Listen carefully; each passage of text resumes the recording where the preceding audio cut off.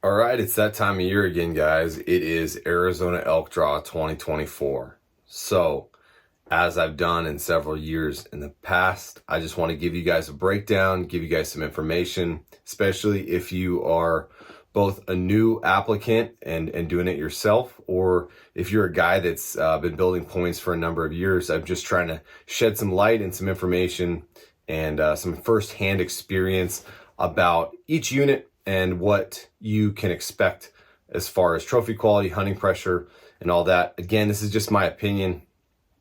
I am not the end-all, be-all, overall expert. I have spent a lot of time in the elk woods and do so every year, so it's just me trying to help out here.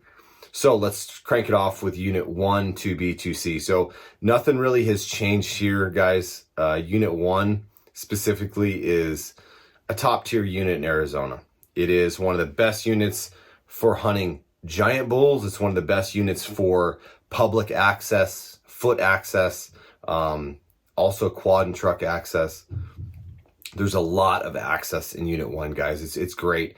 And it gives you a little bit of both, where you can hunt both on foot in wilderness areas and get away from quads and trucks and all that stuff, which some guys really despise. And those of us that use ATVs and quads and trucks to hunt, if you've got a little age on you and you're not exactly wanting to pack a bull out 4 miles in the backcountry, there's tons of roads and tons of access and really, really good hunting grounds. So Unit 1, as I've described, that's what makes it hard to draw. You've got top tier 350 class bulls, and you've got lots of access, and not to mention it's just gorgeous. It's a gorgeous place in Arizona. It butts up against the White Mountain Apache Indian Reservation to the west, and it butts up against New Mexico to the east. So that being said, you obviously know that there's some trophy quality that comes out of the White Mountain Apache Reservation. If you don't, you should look up some of the bulls that come out of there.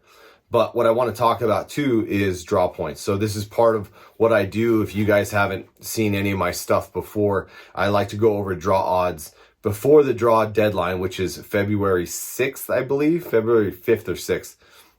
So you guys can have an idea of going into this draw. If you're just building points, that's great.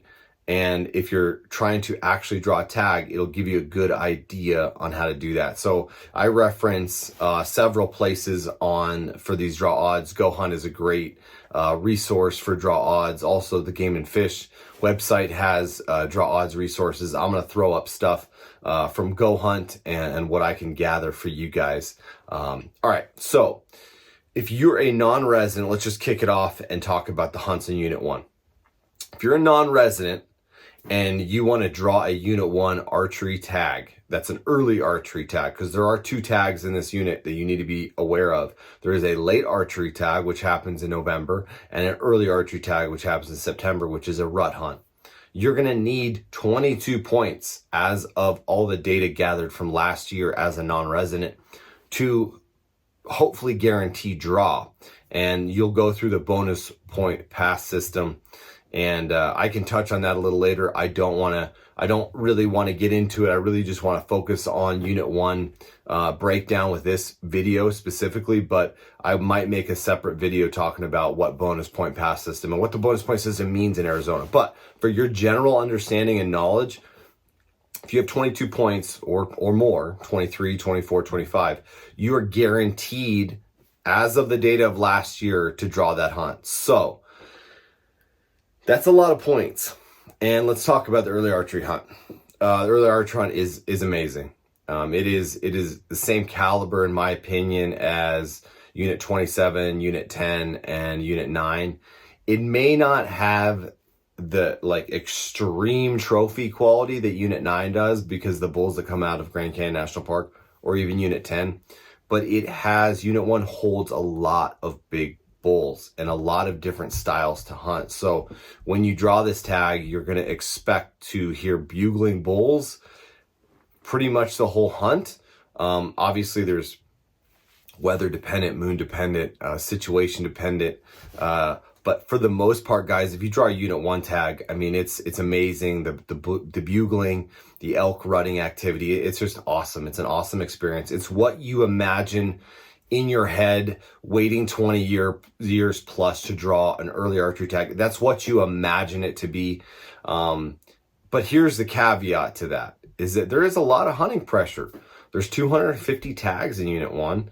And one of the things that happens in Arizona that I want to get into is that a lot of guys look at tag numbers and they're like, oh, well, there's only like 150 tags in this unit. Because you can see that like in Unit 10, early archery stuff, or some of these early archery hunts, the hunting pressure is often determined by the unit, not necessarily the tag numbers. So you can have a unit that's not very trophy oriented or doesn't take that many points to draw, and you could have 400 tags. And you could have way less hunting pressure than, say, a Unit 1 or a Unit 9 tag, which has like sub 300 tags, even a lot less than Unit 9 and Unit 10. The reason being is that when somebody draws a Unit 1 tag or a Unit 9 early archery tag or Unit 10 early archery tag or 27, they are going to spend all their resources getting everybody, every friend, neighbor, cousin out there with them to help them on their hunt. And there's nothing wrong with that. But that does increase the amount of people and pressure in the woods.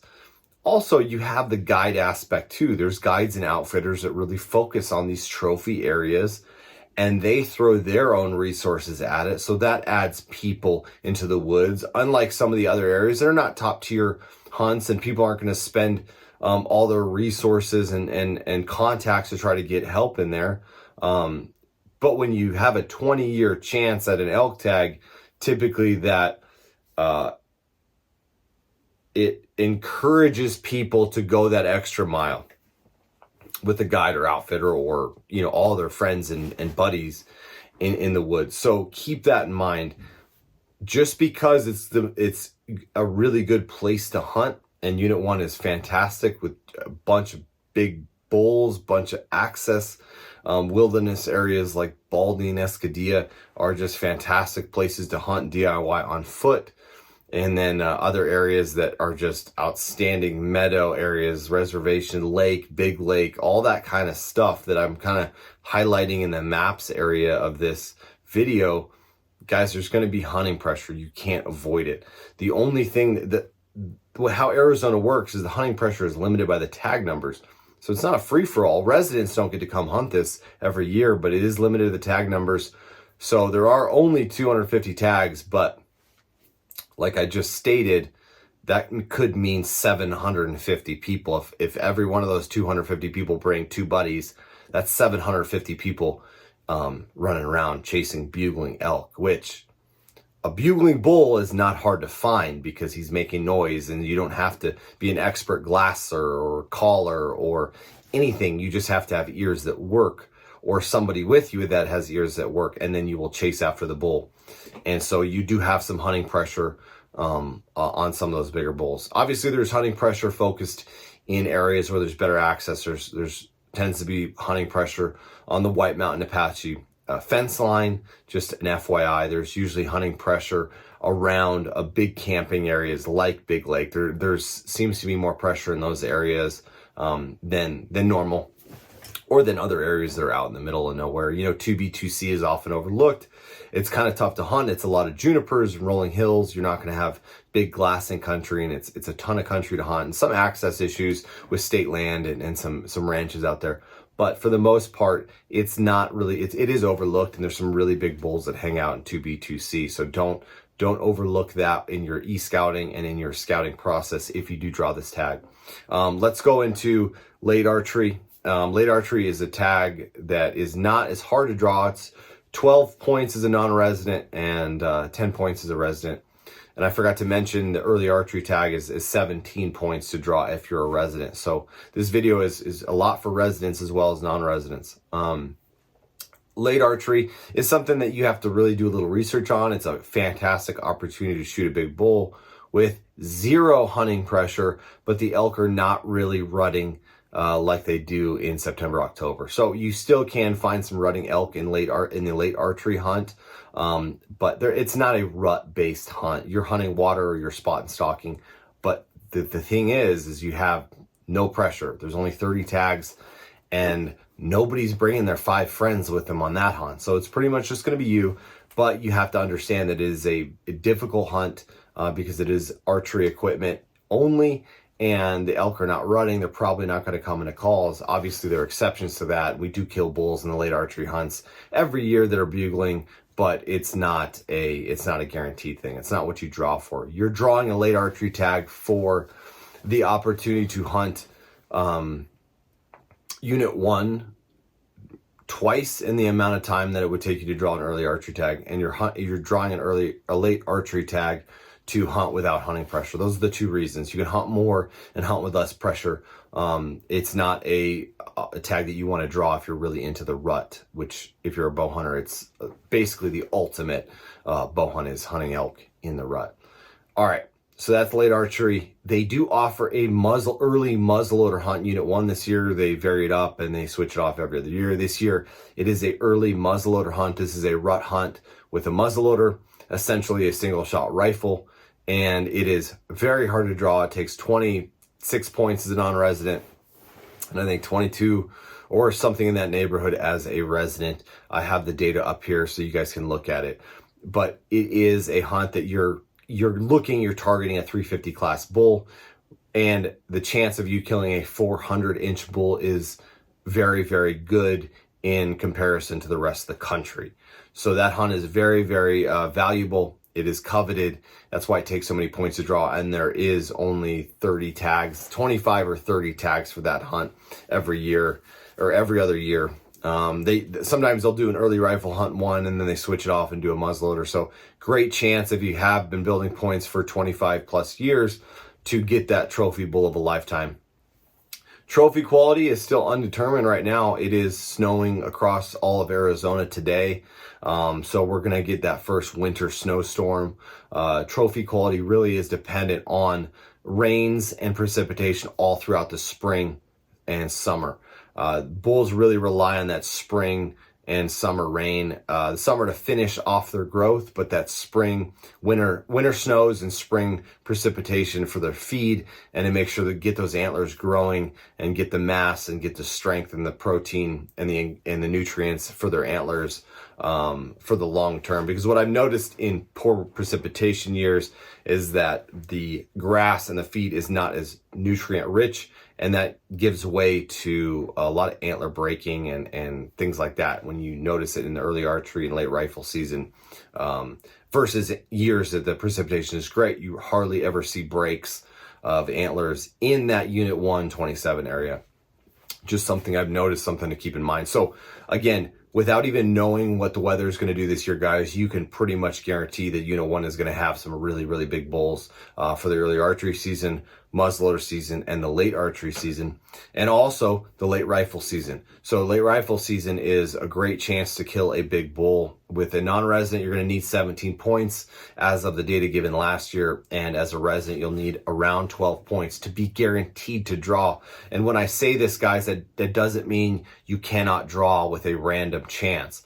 When I bring up the bonus point pass system, it means that you're guaranteed that tag theoretically from the data that's been produced last year and the number of points that were needed to draw with non-resident and resident from last year. But you can always get lucky. There are so many people that get lucky every year, especially residents, guys. We get 90% of the tags, so there's a good chance you're getting lucky.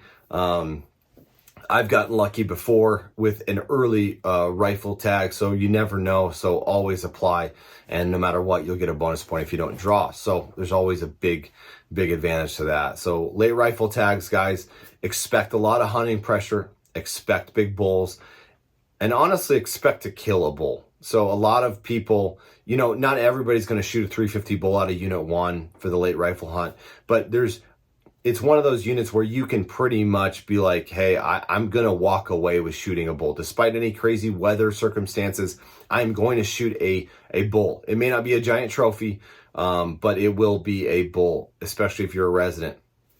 If you're really looking for that trophy bull, there is an opportunity there. You do have to get out away from the roads a little bit because those bigger bulls are going to be pushed around between the roads quite often and getting shot at off quads and things like that. So there are some wilderness areas and places to get away from from people in Unit 1 and do your scouting. Late rifle season really is determined. The success on trophy quality bulls in late rifle season is almost strictly determined by your pre-scouting and what you do before the season. So that starts in the summer or whatever, whenever you can get out there, e-scouting and taking trips.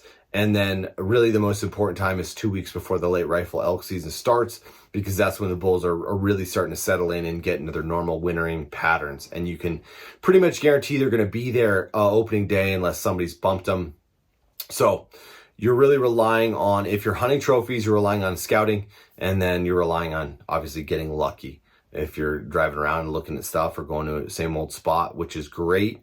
You never know who's going to be there and what could be. Wolves could have bumped them from their spot too. So really spend time if you're looking for that bigger bull to scout and do as much initial research as possible. So, all right, that's my Unit 1 breakdown, guys. Unit 1, 2B, 2C, early archery, late archery, muzzleloader, and rifle. I hope that helped a little bit. I hope the information that I'm throwing up there while I'm rolling on this video helps you as well. It's just about getting the information out there, guys, because it can seem like rocket science, especially if you're playing in Nevada, Utah, Montana, and Wyoming, and all the western states. It's just trying to add some clarity. It's very easy, and I hope you guys get drawn. I wish you all the best of luck. Hopefully I get drawn as well this year too. So I have some links below in this video if you guys want to reach out to me about anything that I do as far as guiding and scouting and all that kind of stuff. All right, good luck, guys. We'll talk to you later.